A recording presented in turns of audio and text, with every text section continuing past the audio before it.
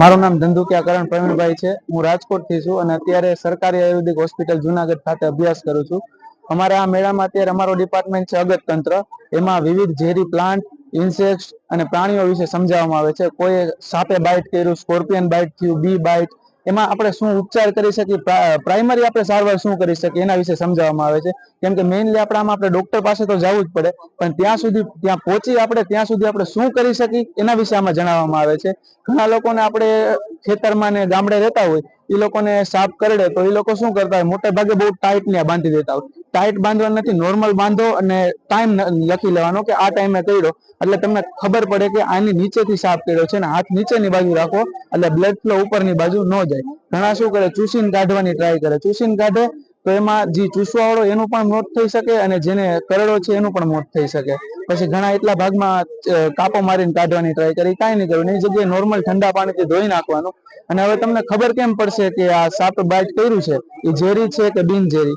એમાં નોર્મલી ગામડામાં આપણે હોય તો આજુબાજુ ગમે ત્યાં લીમડો તો આપણને મળી જ જાય, એટલે એમાં તમે એને કડવો લીમડો ખવડાવો, જો એને કડવો લાગે તો આપણે સમજી શકીએ કે એને ઝેર નથી ચડ્યું, પણ જો કડવો લીમડો એને મીઠો લાગે તો આપણે સમજવાનું કે એને ઝેર ચડી ગયું છે। અને હવે બીજું, આપણે બાઇટ ઉપરથી જોવું હોય તો આપણે કઈ રીતના જોઈ શકીએ? સાપે આપણને બાઇટ કર્યું છે, નજીક છે એના દાંત, અને સિંગલ બાઇટ છે અને નાના બાઇટ છે તો એ ઝેરી હોય, અને દૂર બાઇટ છે અને મોટું બાઇટ હોય, વધારે બાઇટ હોય તો એ બિનઝેરી હોય છે।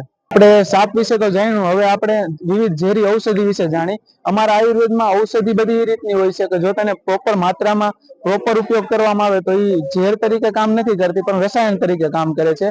અને જો અલગ માત્રામાં ઉપયોગ કરવામાં તો ઝેરી તરીકે, માનો કે આંકડો છે, આંકડો આપણને જનરલ આજુબાજુ બધે જોવા મળતો હોય, ઘણા એના ફૂલ તોડતા હોય, એમાં તો પાંદડા તોડતા હોય, ઘણા સાંધાના દુખાવા હોય ત્યાં આંકડાના પાન લગાડતા હોય, પણ એ તોડતી વખતે શું આપણે ધ્યાન રાખવાનું, ક્ષીર આંખમાં ઉડે તો એ આંખને ડેમેજ કરી શકે, એ બહુ ઝેરી હોય છે।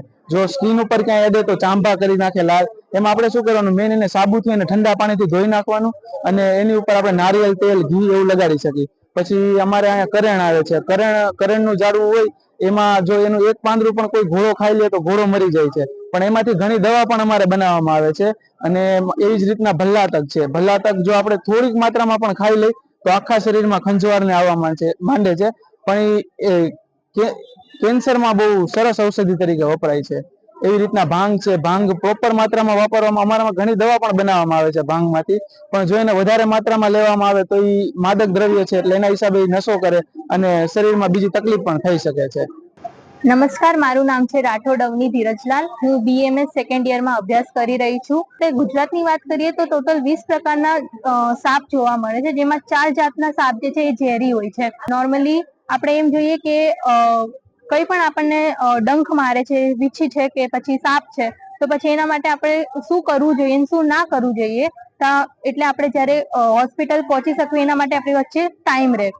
તો જેમ કે સાપ કરડે છે કે વીછી કરડે છે, બેમાં આપણે એટલું ધ્યાન રાખવાનું છે કે આપણે ઘરેલું ઉપચાર જે કરતા હોય આપણે અવોઇડ કરવા જોઈએ, અને ટ્રાય કરવાનું છે કે ગમે એવી વસ્તુ તમે હાથમાં કે પગમાં જે પણ પહેરી હોય એ બધી તમે કાઢી નાખો, કેમ કે એ વસ્તુ પણ જે છે ને એ જગ્યાને કન્સ્ટ્રિક્ટ કરીને વિષને ફેલવાની ક્ષમતા જે છે વધારી રહી છે।